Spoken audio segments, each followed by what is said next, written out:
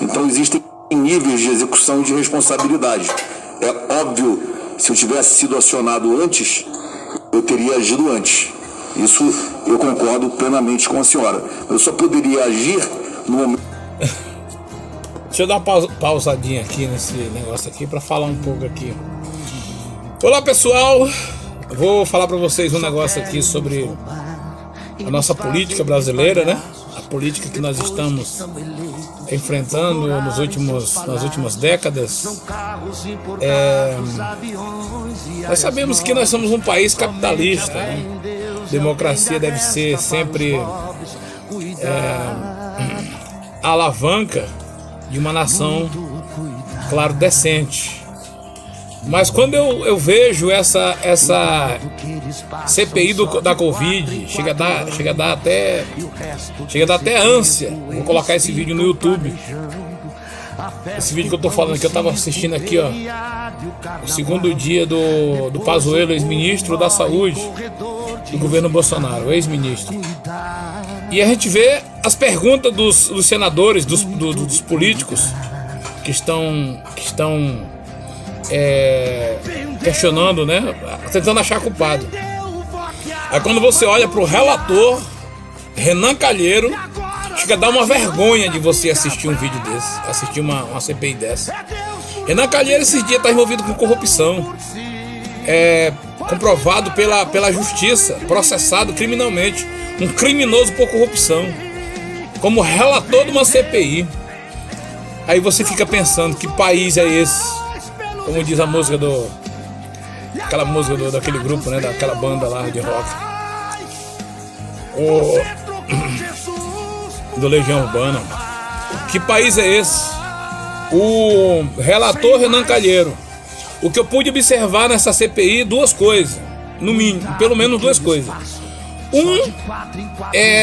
O primeiro é só o intuito de prejudicar o governo Bolsonaro, e o segundo, trazer novamente a esquerda para o poder. Mas o povo brasileiro não é mais besta, não. A gente vê que essa CPI ela é formada só por pessoas sujas, ficha suja, a maioria deles ficha suja, envolvido por corrupção. Corrupção, para mim, é um dos piores crimes dentro do parâmetro nacional de um país de ordem decente, um país de ordem decente. Então, se esses políticos corruptos estão tentando investigar, tentando achar um culpado para as mortes, né, pela Covid, daqui um dia eles vão chamar Deus e o diabo para depor aí, para dar explicação para eles.